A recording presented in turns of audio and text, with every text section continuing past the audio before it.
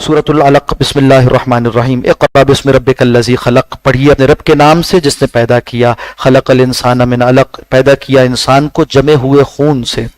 اقرأ پڑھیے وربک الاکرم، پڑھیے اپنے رب کے نام سے جو بڑا کریم ہے، الذی علم بالقلم، جس نے تعلیم دی قلم کے ذریعے سے۔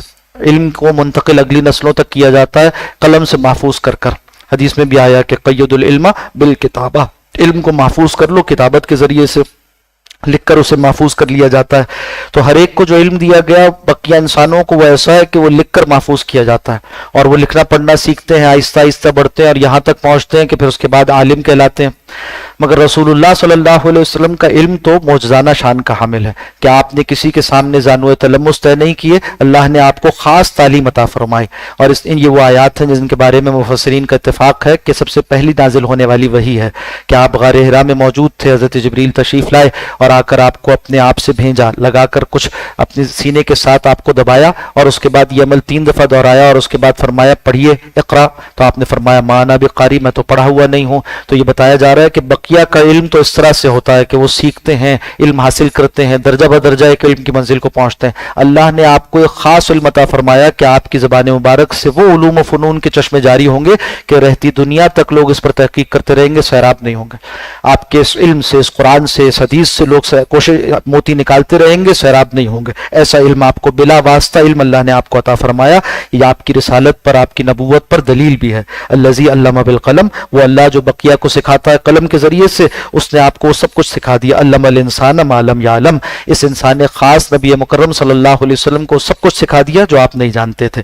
یا عام معنی اس کے یہ کیے گئے کہ وہ ذات کی جس نے علم سے سکھایا اور قلم سے سکھایا وہ سب کچھ جو انسان جانتا نہیں ہے، انسان کو طرح طرح کی صنعت و حرفتوں کی تعلیم دی۔ کلا یقیناً ان الانسان لیطغی، بے شک انسان سرکشی کرتا ہے، اور رآہ استغنی، جب وہ دیکھتا ہے کہ وہ تو آزاد ہے، اپنے آپ کو بے پرواہ سمجھتا ہے، اسے کسی کے آگے جواب دہی نہیں کرنی۔ ان الی ربک الرجع، یقیناً تمہیں اپنے رب کے پاس لوٹ کر جانا ہے۔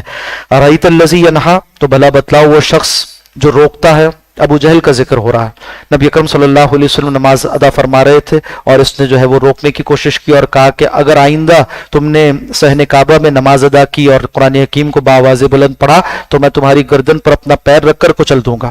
اس نے جب یہ بات کی تو نبی اکرم صلی اللہ علیہ وسلم نے پھر بھی نماز ادا فرمائی، بآواز بلند تلاوت فرمائی۔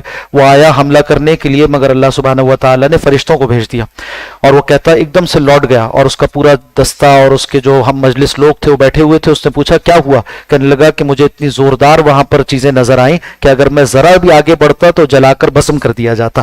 تو بتایا جا رہا ہے کہ ارأیت الذی ینہا، کہ آپ نے دیکھا اس شخص کو جو منع کر رہا تھا نماز پڑھنے سے، عبدًا اذا صلی، ایک بندے کو، یعنی محمد عربی صلی اللہ علیہ وسلم کو، اذا صلی، جب وہ نماز پڑھ رہے تھے، ارأیت ان کان علی الہدی، بھلا بتلاؤ تو کہ یہ جو بندے ہیں عبد خاص ہیں اللہ کے، یہ ہدایت پر ہیں، او امر بالتقوی، اور یہ جو حکم دیتے ہیں تقوی کا، ارأیت ان کذب وتولی، تو کیا انجام ہوگا اس کا جس نے جھٹلایا اور روگردانی کی، یعنی ابو جہل کا۔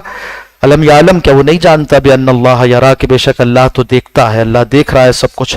نبی صلی اللہ علیہ وسلم اللہ کی خاص حفاظت میں ہیں۔ کلا، ہرگز نہیں، لئن لم ینتہی، اگر وہ باز نہ آیا، لنصفعا بالناصیہ، تو ہم ضرور گھسیٹیں گے اس کو پیشانی کے بالوں سے پکڑ کر، ناصیۃ کاذبۃ خاطیہ، ایسی پیشانی جو جھوٹی ہے اور بہت ہی بے وفا ہے، بہت ہی خطا کار ہے، بہت ہی گناہ گار ہے۔ فلیدعو نادیہ، اسے چاہیے کہ اپنے ہم مجلسوں کو بلا لے، اپنے ساتھیوں کو بلا لے۔